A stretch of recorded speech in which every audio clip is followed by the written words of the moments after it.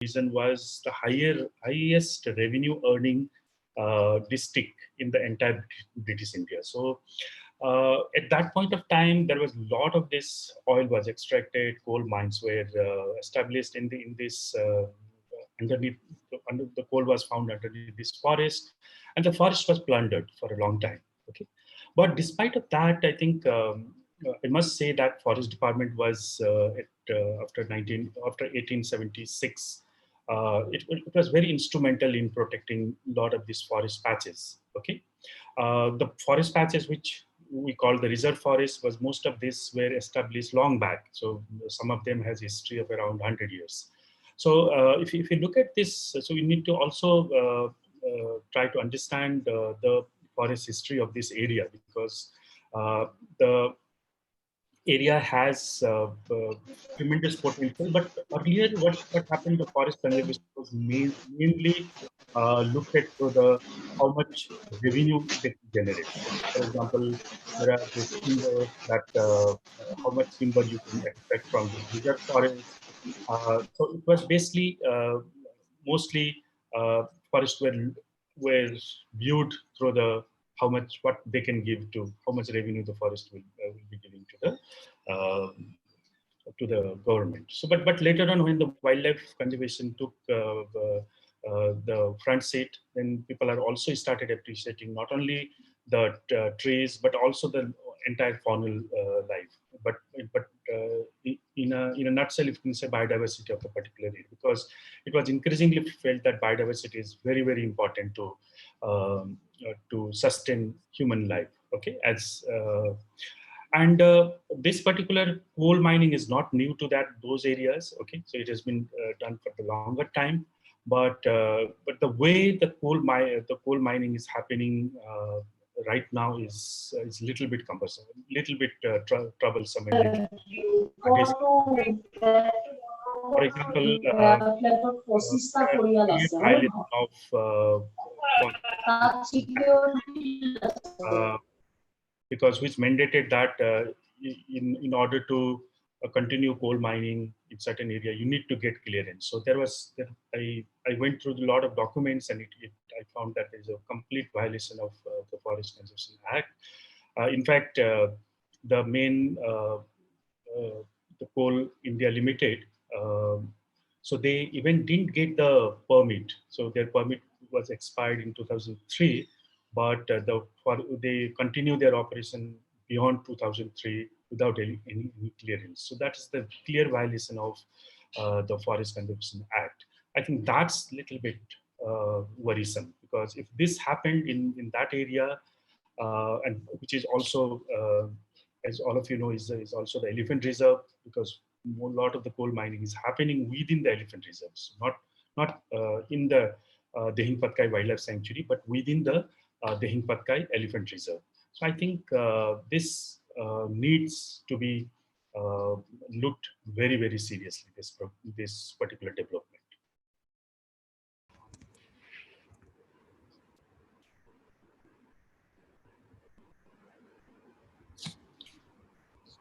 Titir, I can't hear you.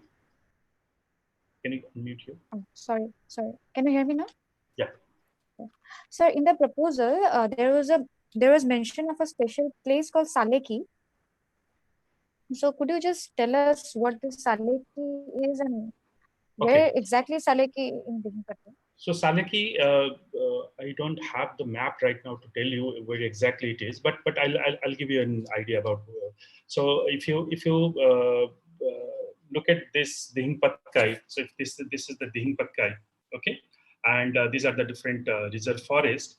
So Saleki is somewhere here. So this is the wildlife sanctuary boundary, okay, and Saleki is somewhere here, okay, and these are the elephant reserve. Okay, so Saleki is a proposed reserve forest. It's not a reserve forest. So we need to make this distinction very clearly. So it's a proposed reserve forest. It's not a reserve forest. Nevertheless, it is a forest. So any tree felling or any clearance, you need to get permit from the permit under this Forest Conservation Act of 1980s, because that act was brought uh, all of you know probably is that India saw huge conversion or huge degradation of forest areas in late 70s. Okay, so that act was brought to just stop the conversion of forests for the non-forest activities. So I think it's very important that though it's a proposed reserve forest, but it is a forest nevertheless, and also it is a part of the Dehing Patkai Elephant Reserve. Okay, and that's why I think it's very important to understand what is happening there and why this particular coal mining, which is already started. So it's not a so almost half of the areas, almost 47 hectare of area is already under coal mining. So this happened without having the forest clearance. Okay, without having the clearance, so we started this bring they were extracting coal in that area for almost last 2003, almost 16 years. Okay, that's a clear violation of the wildlife uh, forest conservation. Thank you, sir. Sir, could you please cite how exactly will this mining project hamper the area, both environmentally and plus also from socio-economic perspective? So first of all, this area is very rich in biodiversity. So if you look at the biodiversity of this entire Dehing Patkai Elephant Reserve, it's incredible, right? As I already said in my opening remark, that this area has close to 50 species of mammals. There are more than 350 species of birds. There are 100 uh, species of orchids. This is also is part of this Indo-Burma biodiversity hotspot area. Okay, and these are the rainforests. These are the tropical rainforest. Okay, and what we need to understand that once these areas are cleared, okay, you cannot bring the original forest again. So whatever you say, there may be some afforestation program, there may be some, so once the mining is halted later on, like that is what they do, that they say that they will reclaim this area, they will restore area, but it takes long time. It's take a scientific temper to do all those things. It's planting tree is not a solution. Okay, so this is what actually happening in terms of afforestation, so that you can plant any trees there. Okay, so that shouldn't be the first thing. What we need to understand is that this is an elephant reserve.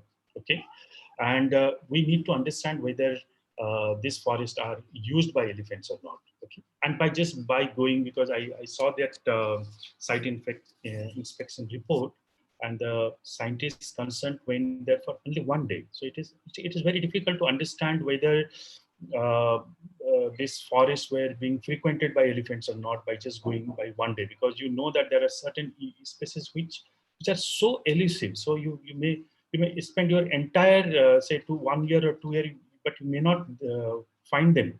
Okay, so you need a long term assessment of biodiversity of those area before giving uh, your note for this clearance. Okay, so apart from this biodiversity loss, okay, and once there is a coal mine that disturb the area.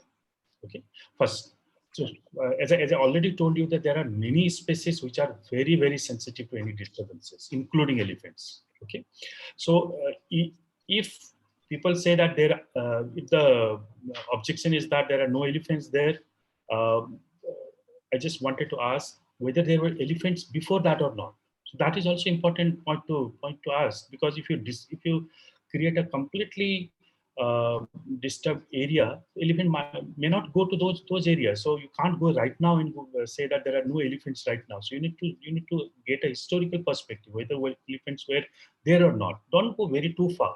Just go 30 years, 40 years back. You can just ask local communities about the presence of elephants in those areas, and when they stopped coming to those areas. Okay, that's important. So you need to ask some historical referencing points. So right now it's almost when I was looking at that area today in Google Earth, most of the area is it's really degraded. So after 2017 and 2019, if you I zoomed a particular area which is within the 10-kilometer buffer zone of wildlife sanctuary, and when I saw that, it's the area is completely degraded. So how come that activities, non-forest activities, are being allowed within the 10-kilometer buffer areas of the Dehing Patkai Wildlife Sanctuary and within the Elephant Reserve? And recently, you are aware that the Forest Department also slapped some fine of over 40 crores to Coal India Limited for violating this one. But remember that this is happening for the last 16 years. Okay, so it should have been done much earlier. So nevertheless, I think this is the very good waking up call. Hopefully, with sustained effort, sustained campaign, so we'll be able to put forward the actual picture of that area, and we'll be able to see some solution to this problem. So you asked about the environmental problem. There could be a lot of environmental problem. As you know, that there was a study done by NESA et al., Guwahati University, and they published a report in 2013, and they cited that the water is highly acidic. So we should also understand that all this effluent that is coming out of these collieries are dumping in the Buriding. Okay, and Buriding is passing through Dehing Patkai Wildlife Sanctuary. Okay, and a lot of elephants, a lot of other species drink here. Apart from that, just think about the aquatic fauna, how they are getting affected. So, though I read that the pollution control board certificates are there, but there are some contradictory studies also that saying that there is water is acidic, and it may hamper the aquatic fauna. Okay, and also they found a high level of cadmium and zinc in the soil, and if you know that if they seepage into the groundwater level, so it can have a um, very health hazard to the people who are drinking water from the ground source. And socioeconomic, so there is something called, I happened to read one article long back.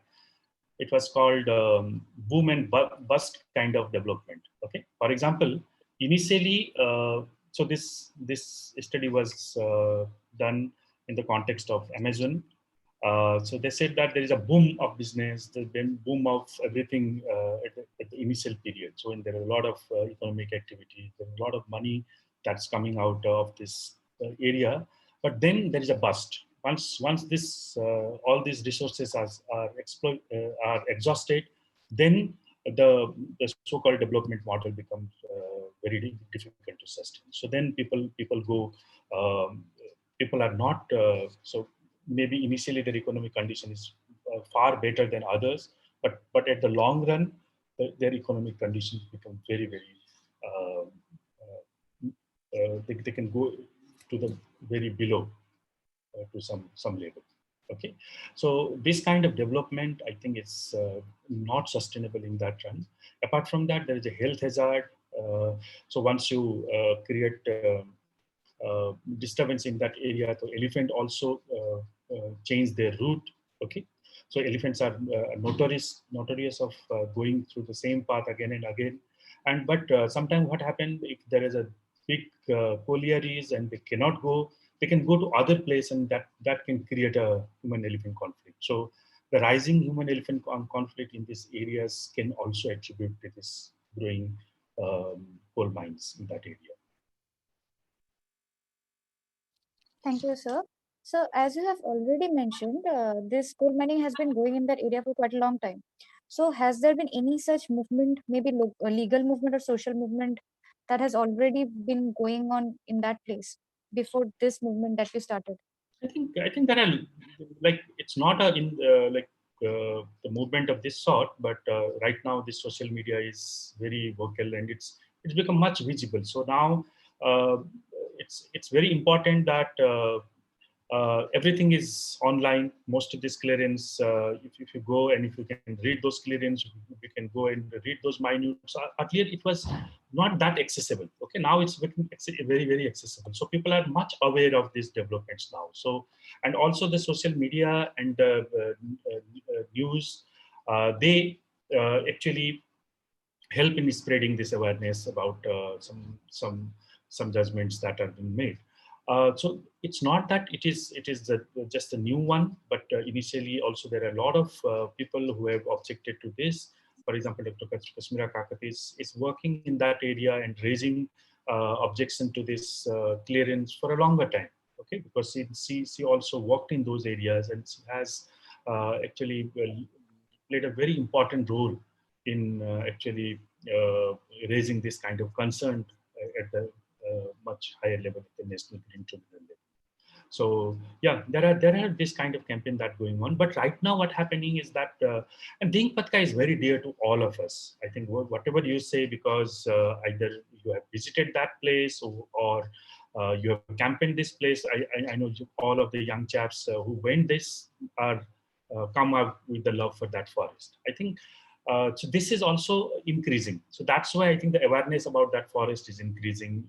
That's why people are going to those forests for recruitment purpose, for say bird watching, for say field trips, and I think this is helping people to say connect to that landscape viscerally. Okay, so anything that happening is in that area is people are taking it very personally. So that is exactly what we need to have, because George Monbiot once said, so if you do not love any place, you'll never be able to protect that forest or whatever nature. So if you do not love nature, you will never protect it.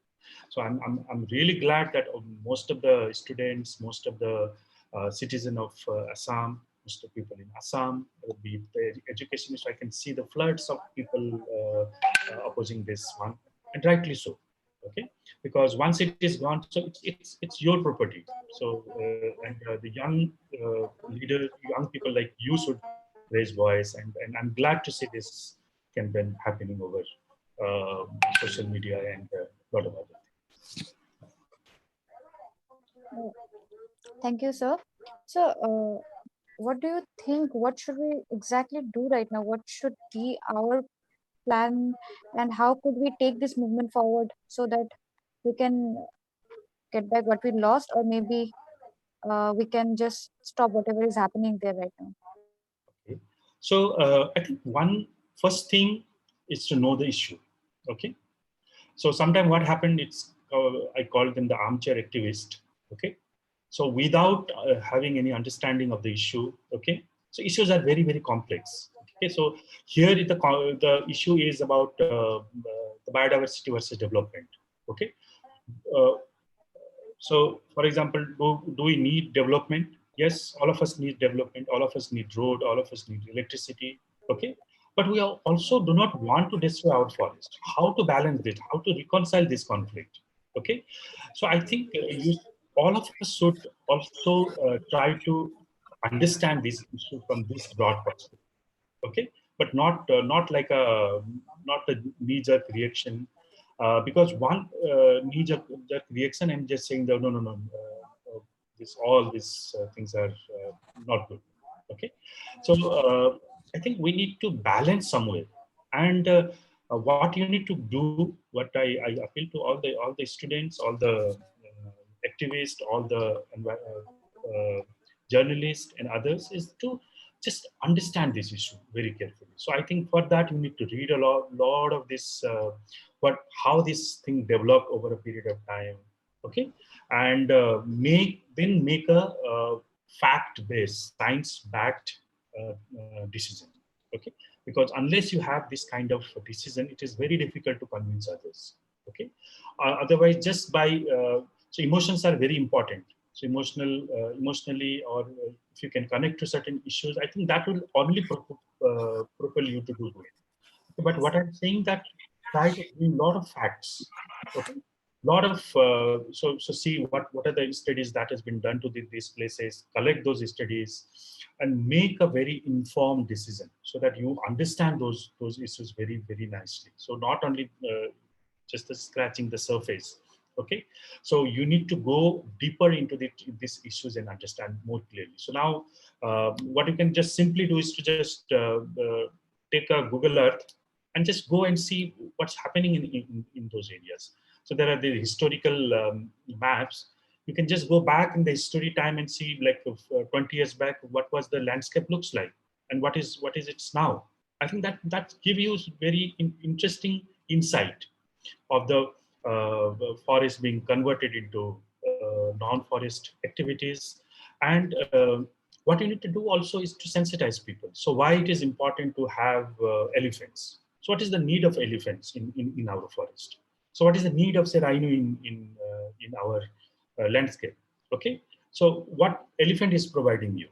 Okay, so we need to connect people. We need to make it a campaign so that people can connect, people can understand the value of biodiversity, the value of being having elephant in that landscape, and also value of having, say, a lot of biodiversity around you. Okay, so that is important. So you and all of you know that conservation is a very slow process. Okay, you need to understand the issue. You need to sometimes if necessary, you need to work with the governments. Okay, and try to convince the policymakers. So try to influence the policymakers. Try to give them a very correct picture of those areas. Okay, then I think the whatever campaign you are doing would be very fruitful.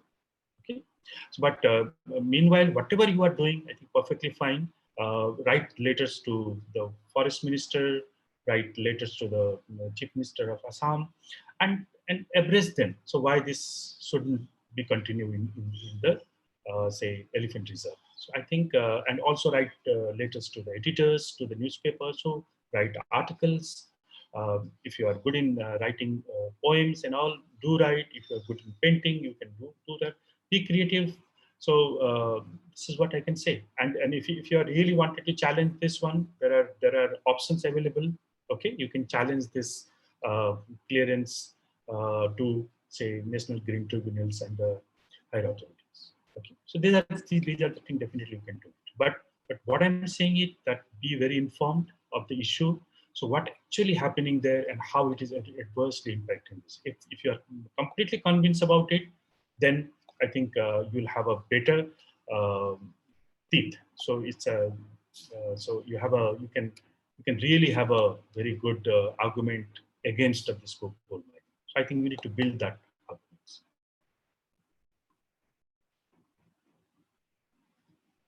Titil? Hello, sir. Sir, Yeah, am I audible? yeah, you are. Yeah.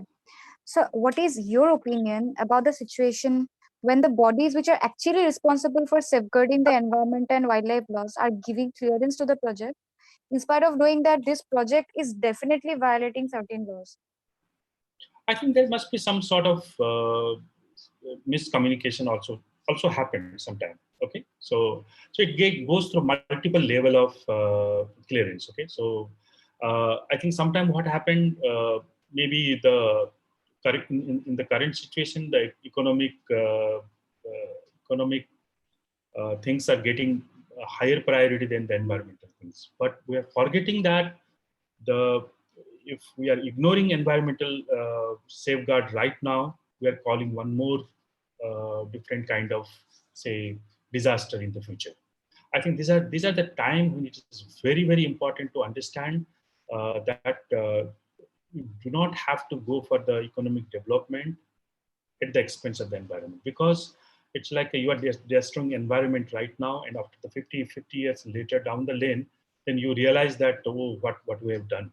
So I think it's not a solution. So sometimes what happens, this the clearance are given. So somebody was saying that almost 98% clearance were given by the MOEF, which was supposed to protect the forest, supposed to protect the wildlife.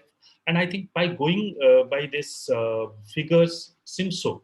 Okay, so there are this lot of clearance that are being given, and the way that are being given are also a little bit difficult, because it was going through the video conferencing and the in absence of the virtual, say, like the physical meetings. So, and sometimes what happened when you talk through the video conferencing, other thing, many you are not able, because there are some technical glitches, so you cannot convey a lot of messages to the concerned person. So I think what we need to do is to just halt all this environmental clearance right now during the pandemics, and do it later on. Okay, so I think that could be one possible factors, and look at the concern of all the people. So for example, so if it happened that so people try to always say that, okay, these environmentalists are always making hue and cry of the situation, so every project they wanted to scrap. So it's actually not true, because in most of this say clearances are, we know that there is, this is not correct. For example, I can just cite this recent Italian hydro projects, so which was not correct. So if you read this the report that was published recently, so you may see there are a lot of loopholes in those assessment. So I think it's a very very democratic way of registering your protest, and I think if you are not satisfied with certain clearance, so there are bodies where you can file petitions or counter petitions, and ask for more clearance from this. But the way it is happening, the way the environmental clearance are being given is a little bit worrisome. Thank you, sir. Sir, if you want to add something, you can please add it. And we have few questions. Would you like to take the questions, or would you like to add something? I think I can take the questions as I go along. I can also add if I remember anything else. Okay, we have a question that how is development in Northeast India possible? And apart from ecotourism, or maybe even if ecotourism, how does it works? How the development process works? Okay, so ecotourism is a double-edged sword. Okay, so uh, if done correctly, ecotourism can have amazing results. Okay, so and we have seen that in many places. For example, Kaziranga, the ecotourism is so-called tourism. I will not say that ecotourism, but the tourism there is, the how much foreign revenue the Kaziranga is generating every year. Okay, and what is important that we need to use this revenue for some part of this revenue to also uplift the needs and aspirations of the local communities. Okay, so I'll give you an example. So all of you know perhaps the Holanga Park Gibbon Wildlife Sanctuary. Okay, so we have this incredible place where there were 7 species of primate. Now there are 6. And this tourism actually really flourish in that area since I started working in that area since 2008. So I've seen a lot of tourists are coming in those areas. So now, so what the local people are getting from the tourism, I think we need to ask that question. So what are the local unemployed youths are getting from that tourism? We need to ask that. So if we can employ this local youth who are unemployed in, say, kind of forest guides, if you train them, and the revenue should percolate to the local community, so that then only they will have this feeling that, okay, this is the forest. If we protect this forest, then there will be tourists, and there will be tourists, then there will be revenue, and we can also earn quite a healthy amount. Okay, so I think tourism should always link to the local communities. Okay, apart from, there are many other things that tourism helps. Okay, right from the hotel hospitality industries, right from the tour and travel industries. But I think what ultimately matters is the local communities. I think that so in this scheme of think of, say, bringing tourism, I think we tend to forget the people who need the benefit of the tourism the most. Okay, so you know that the very very nice model of ecotourism in Eagle Nest National Park, so Eagle Nest Wildlife Sanctuary, okay, in Arunachal. So where locals are organizing people to go, and they're quite away trained of identifying birds, because this is based on the bird tourism with the community participation. I think we need that kind of model, but as I always say, that do not mimic one model and just replicate it. So you need to design, you need to refine those models to suit your area. Okay, and then see that there may be certain things which may not happen in your area. Then you can modify those models and implement in your area. So definitely, ecotourism has a great potential for northeast India. Maybe many places I think are not explored. Even I heard that many places in Meghalaya, okay, are not explored, which are amazingly beautiful.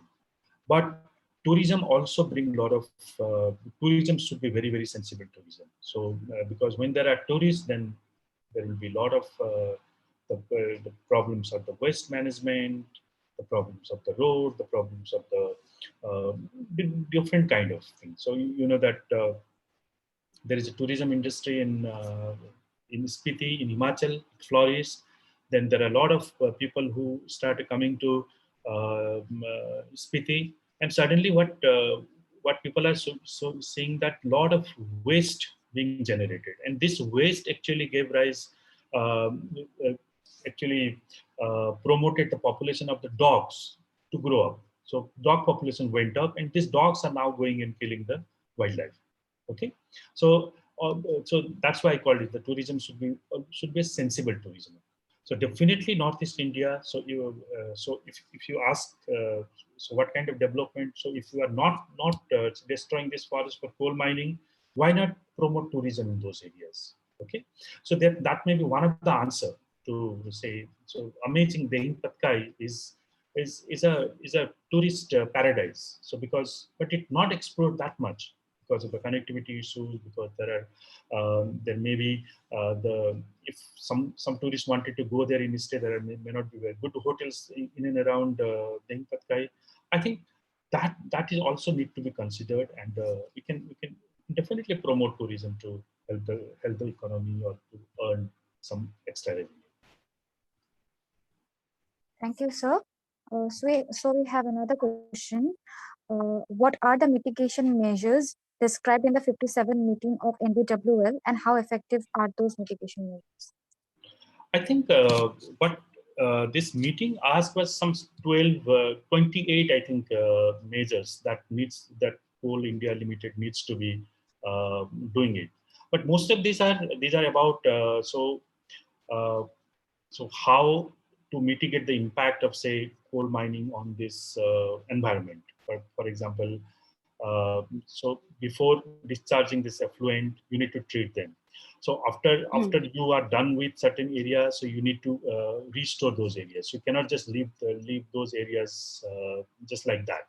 Okay, and also so they are saying that though it's away from there is some kilometer away from the elephant corridor. So they are saying that these areas are where coal mining is happening as much farther away from the say elephant corridors. I think they are making this kind of arguments to continue coal mining in those areas. So there are around 28. I'm not sure about all the mitigative measures, but I think this is one couple of things that came into my mind when I was going through that report.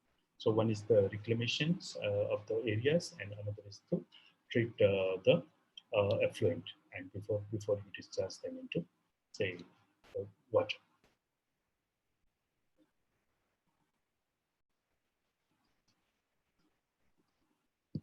Titir, you are not audible.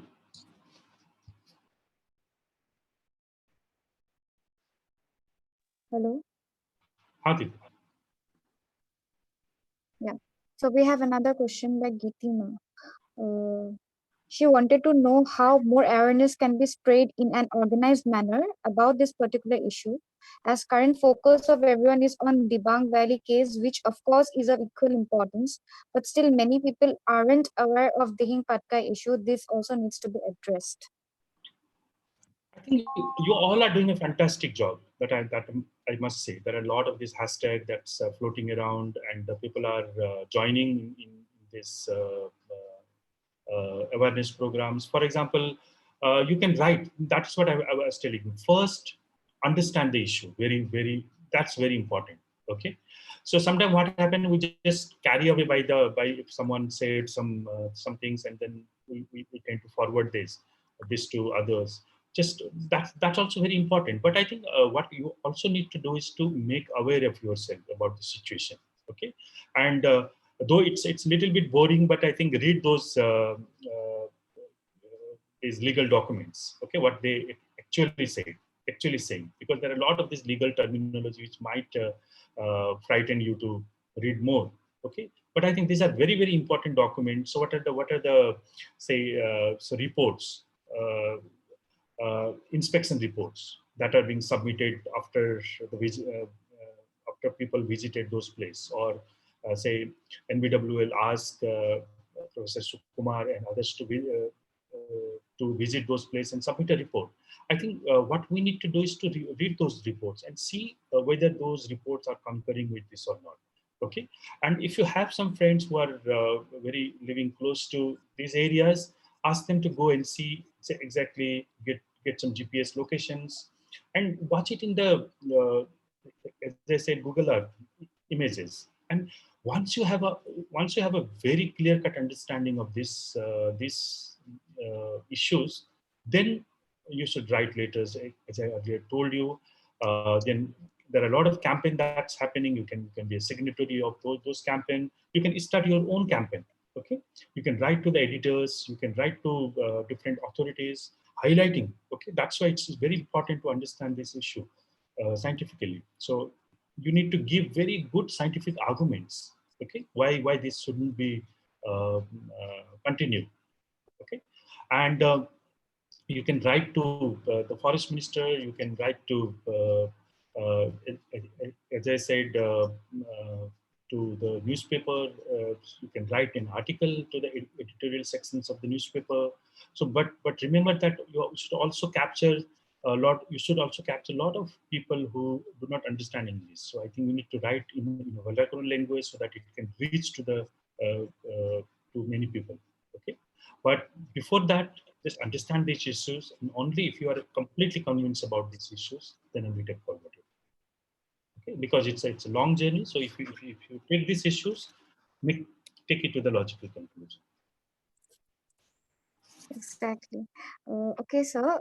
So they have another question that apart from ecotourism plans, how can they bring electricity to those places, keeping in mind the conservation of forests? So that is what I was telling you. So I'm talking to you. When my light is on, my fan is on. Right? We need electricity.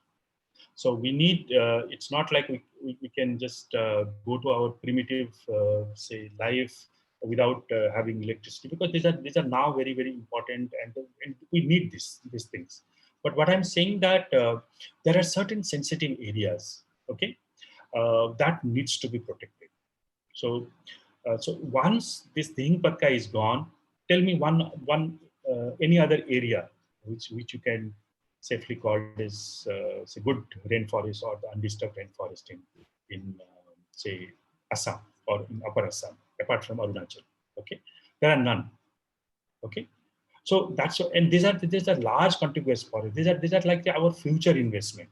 Okay, so we need to also understand that these big patches of forest are our future investment. So if something happened to any some animals, but as you know that there are this debate of single large or severely small. So which say that larger areas can buffer the impact of local extinction of species. Okay, then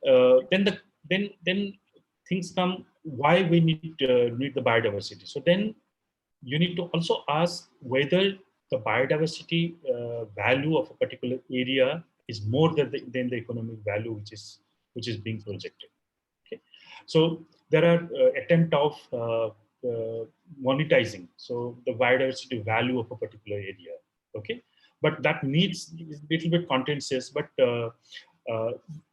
if you can turn this in terms of economic terms, okay, what's the importance of the biodiversity? What's the importance of having Dehing Patkai in that area? Then I think you are weighing this against development. Okay, then you may see some sort of pattern there.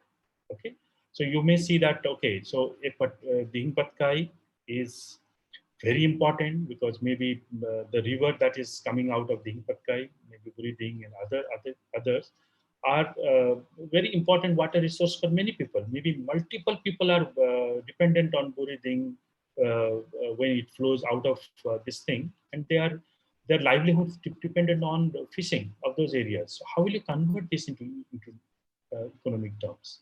Okay, so that is important. So that's why I'm saying that the blanket saying no to each and every projects is not advisable. You need to be extremely careful by when you say that this project is bad or this project is good. Okay, so so what my suggestion is that look at the pros and cons of those cleared projects. Okay, and if I think it's having a significant impact on biodiversity, raise your voice. Okay, because we also need say what I'm saying, the electricity we also need, right? So if we but having said this, maybe we should also explore some other alternatives. So sometime what happened when you are keep opposing something, I think it's also important to give solutions. You also important to give alternative. So if not this, then what? Okay. So this is also kind of a thought process that you then you will also actually develop yourself into a very thinking individual. Okay, if you are opposing this, if you are not for this particular project, so if this is the benefit that project is giving, so what are the alternative that you can suggest which can give the same kind of benefit or maybe a little less, but it's more environmental friendly. I think we should be also very we should also thinking not only by opposing but also providing solutions. Then only people will take you very seriously. Okay, so I think that's my suggestion. Okay, so provide solution also. Think about it, because you may say, oh, why I can only protest, but so that's okay. That's perfectly fine. But also, if you can, I'm not saying this is mandated, but if you can also provide some alternative solution, so that whoever reading it can have the second view. Oh, okay, we can do like this. So, for example, instead of having say big dams, so you can suggest some small dams. But again, whether these small dams are having more impact on environment than the bigger dam, that we need to think about. Okay. Yes, sir. Thank you so much, sir. So we have a question from Narayan. He says the final verdict on the coal mining will be delivered by the judiciary. Sir, what is the importance of the online campaigns? Will they help in our favor when the matter is on the hands of the judiciary? No, absolutely, it helps because right now this is just the stage one clearance. Okay, it is not the I think it's very important to understand this. This is the stage one clearance. So they need to obtain the stage two clearance. This is the approval in principle. Okay, this is not, they cannot just go and do it. So if so, there is stage two clearance. Only after that, I think this project, they can start the mining again there in that area. But I think if you can, this is a very critical time between stage one and stage two. So if you can, if you can raise this campaign, and and definitely when you are sending letters, when you are sending those petitions, they are going to the concerned authorities. So I'll give you an example. Have you so if you not read this Silent Valley movement, okay, So how the Silent Valley movement, there's a hydroelectric project, the entire project was scrapped. So this is also case studies that you need to understand that it takes time. So it's not one particular individuals or say few individuals who are behind that movement. So there is a huge number of people who actually participated in that movement because they saw the value of protesting against that Silent Valley projects. Okay, so so that's why I'm saying that there are certain examples. Read those examples, how they proceeded, because during that protest, there are a lot of people who started writing. Initially, they got rejections. So people were not. A lot of newspaper they said, no, this is not good. So we need hydroelectric projects. But later on, when there was a sustained campaign, when people went and people told, people sensitize the villagers, local people, then the movement picked up. Okay, now the Silent Valley is one of the best protected areas in India. Okay, so there are certain success stories. So I think what you need to do is to don't dishearten, don't think that your voice is being unheard. Okay, every voice, everything's being counted. So maybe uh, you may have signed many petitions earlier and all of them got clearance, but who knows, maybe this petition uh, may have impact. So these are definitely have impact at the judiciary level also. Okay, so because the whoever is defending against of this, they will bring these issues of saying that there are a lot of protests that is happening in this area because of the clearance. So I think they can have also they can also get one more extra ammunition to say uh, tell to the judiciary. Absolutely. Thank you so much, sir. So there is another question by Anmuna Handit. She asks, we have seen people becoming aware at the time of CAB, but ultimately nothing happened and it turned into an act CAA. So I feel that more than making the common people aware about this issue, we need to put pressure on the ruling government. But as common citizens, are we going to fail again? Is there any apt medium to reach the government forums apart from social campaigns or movements, considering the present and the post COVID 19? So that is what I was telling you. So you need to write to the say apart from this campaign. So if you think your voice is you need to reach your voice to the concerned authorities, you need to write to them. Okay, so now there are these portals, so you can email to the minister, uh, forest minister for that matter. Okay, so so what I'm saying that it's need uh, time. It's need time and energy.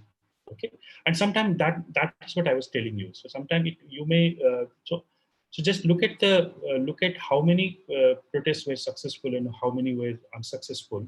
So I think this should not. If you really believe that this project is not that good, I think you should continue protesting it.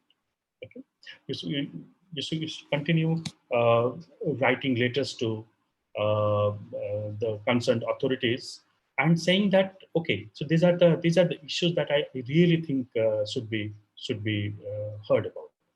Okay, so that much you can definitely do. Thank you so much, sir. So there is another question from YouTube. Before clearance, what was the intensity of effect due to the coal mining in the area? So this is the question. Before clearance, what was the intensity of effect due to the coal mining on the area? Intensity of Intensity of effect due to coal mining on the area. that uh, the intensity. Look, so what I was telling you that historically these areas are being mined. Okay, it's not a very new thing that.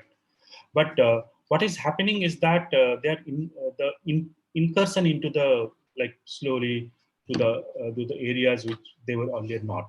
Okay, so these are now if you look at the Dehing Patkai Wildlife Sanctuary. So some of the mining areas are within the 10-kilometer buffer.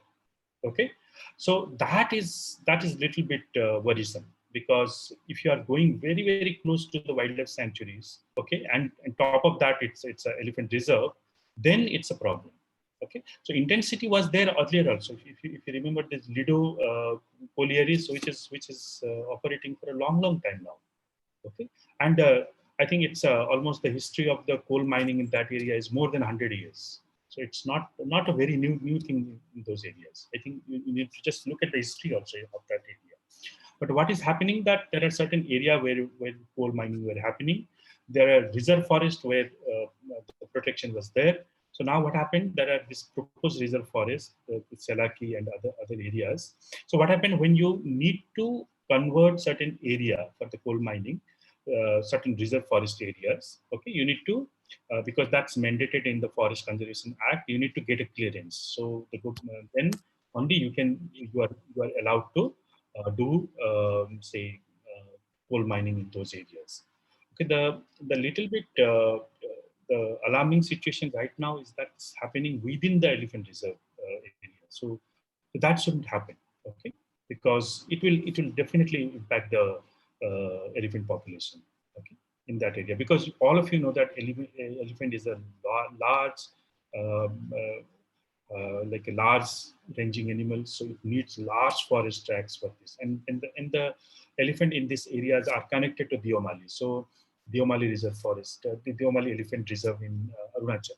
Okay, so what happens, so if you create this kind of fragmentation in between this, then say you are obstructing the movement of the elephant, I think. And then what happened, the elephant will go to some other areas, and that create a lot of human wildlife conflict in those areas.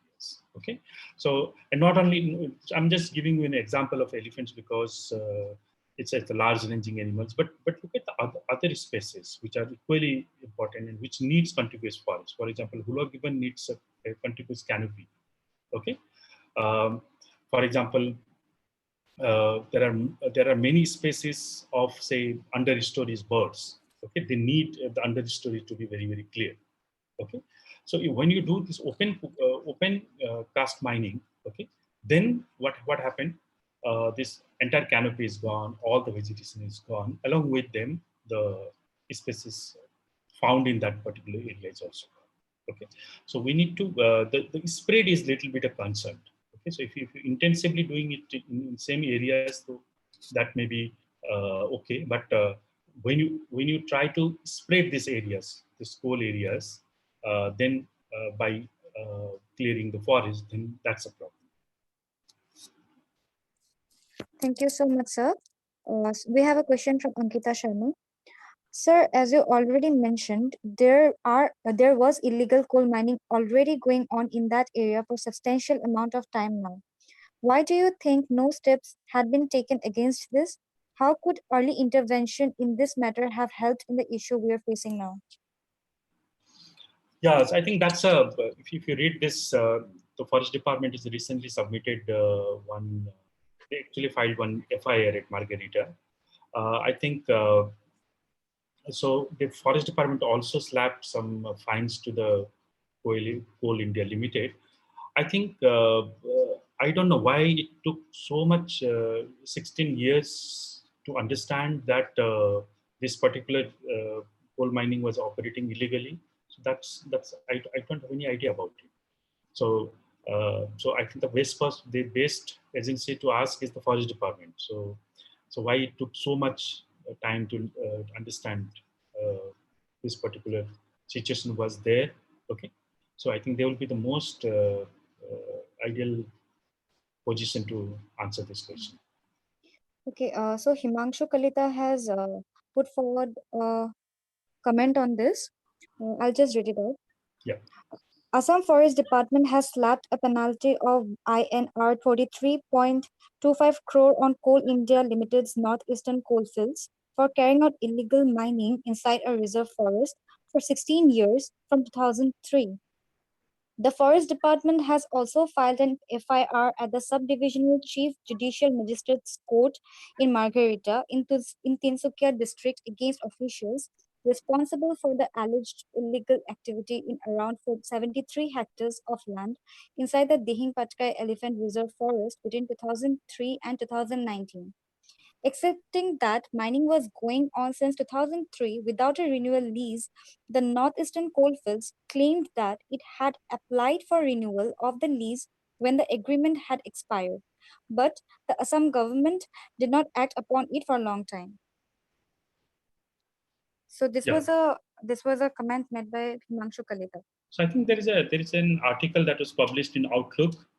Just go through it. So I think it has given a very detailed account of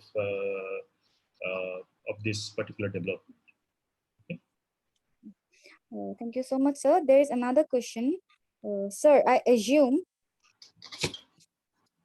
Sorry, I missed it. 1 second. Yeah. Sir, I assume that most of the villagers living in and around this area also might have been offered or are already employed in the coal mines. Do you think these people will leave their better secure jobs to be in support of saving these forests, which allows only limited livelihood for them?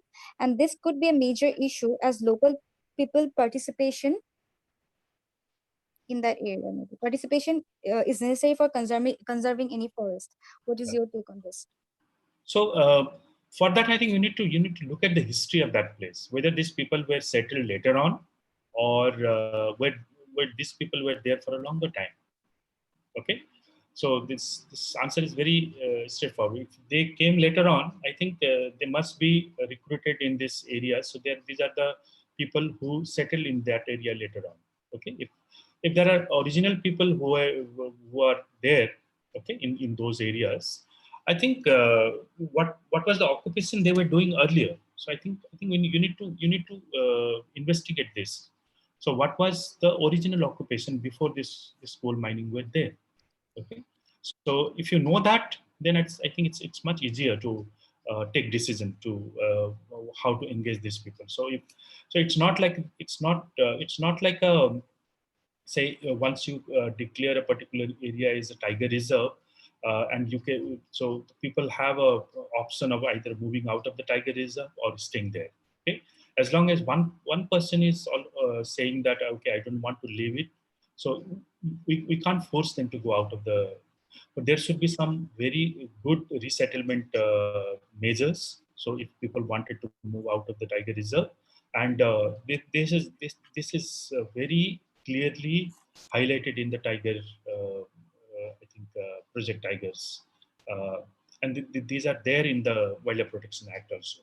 Okay, so but for this kind of development, so whether we need to really think about it, whether these people will come little later when after the establishment of the coal mines there, or these were original inhabitant of those areas. Okay, so if those were the original inhabitants, so what were their primary occupation before this coal mining? I think once we know this, I think it's much easier to suggest or recommend measures for them. Thank you so much, sir. In the meantime, I would like to ask sir if he has enough time to answer more questions, or Okay, maybe, yeah. 5 minutes. Okay, another 5 minutes. Good. So there is another question. How coal mining is affecting the fringe villages and how is it affecting the Buridihing River? Yeah, so that is what. So Buri Dehing, I think, is so apparently this particular paper. I think if you can get hold of this, you should read this paper. So Nesa et al. So they published. They were the researcher from the Guwahati University, published in 2013.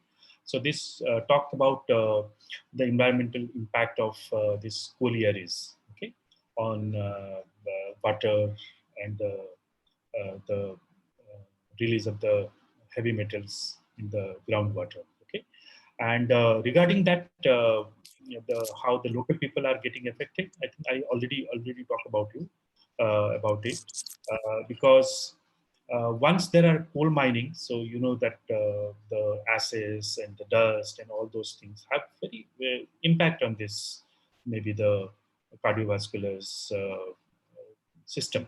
Okay, maybe the lungs are So there are many diseases which are associated with coal mining. So I'm not aware the term terminology right now, but I think that is a very negative health impact on these people.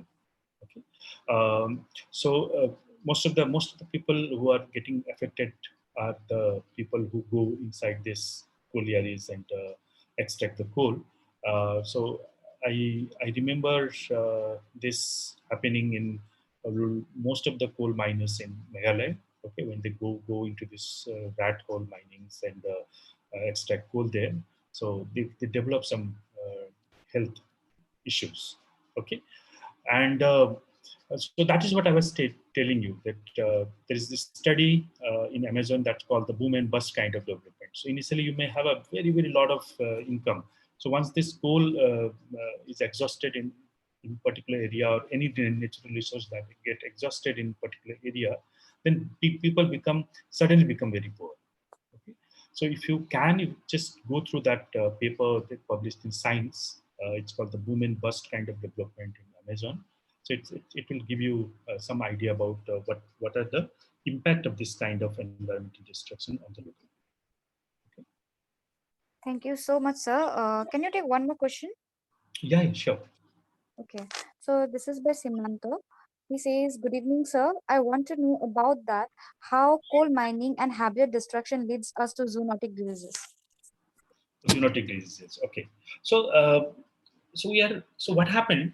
So when you clear forest, when you move closer to the forest, so you are directly in contact with the contact between you and the wildlife become reduced. Okay, so that's a problem. So when you are in contact with the wildlife, so it's a two-way. So you can also transmit some disease to them, and you can also get some sort of disease from the wildlife to you. uh, I do not know exactly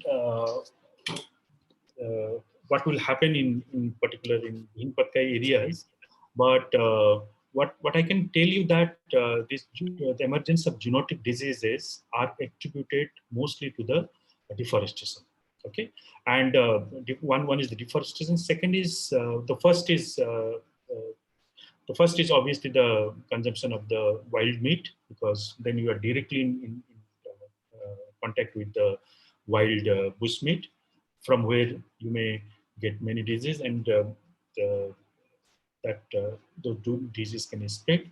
And second is that uh, because the deforestations are related with the emergence of zoonotic diseases in many parts of the world. Okay, and also third is what is increasingly people are realizing the disease in the wildlife. Okay, so what people are saying, that there are most of these diseases which people and the same monkeys are sharing in many forest fragments. Okay, so if the fragment is highly disturbed, so there is a continuous disturbance of the people. So people are finding that, and if people are living just within the vicinity of this forest, so people have when they analyze this scat dung of these monkeys, they found that these monkey and humans share many pathogens. Okay, so, so that's why. So if we need to, because what happening in many of these places, so the forest is shrinked, so it's just like it's like an island, okay, surrounded by human settlement or other um, land use. Okay, so if you are moving very closer to wildlife, so maybe it's not only the one-way traffic, so it's a two-way traffic. So we are also giving them some disease, and you are also bringing some zoonotic diseases. So it's kind of called the spillover. Okay, so spillover disease to you and then spread. So maybe there are many examples of zoonotic disease, emergence of zoonotic diseases.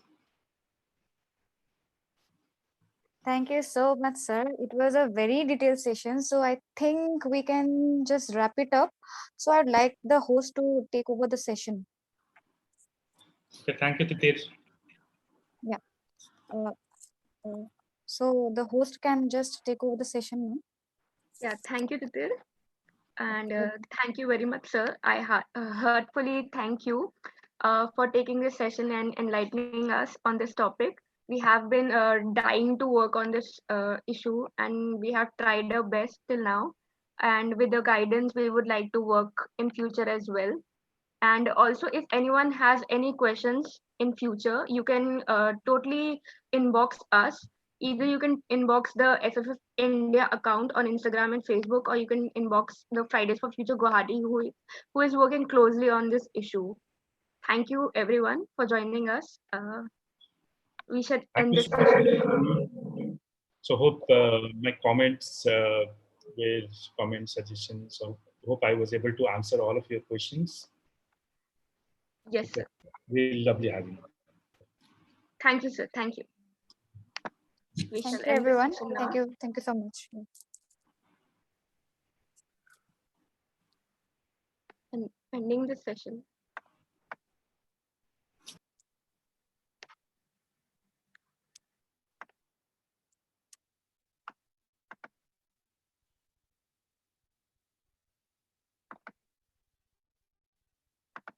Siddhir, can you end this session? I can't. Only the host can end this session. Shivani, are you getting nervous? Yes. Ask Shishandu. Sindhu to गायब है. Okay. I think everybody should leave the session. Yeah, What do you I think? think, yeah. Oh, Yes, please leave the session. Thank you for joining.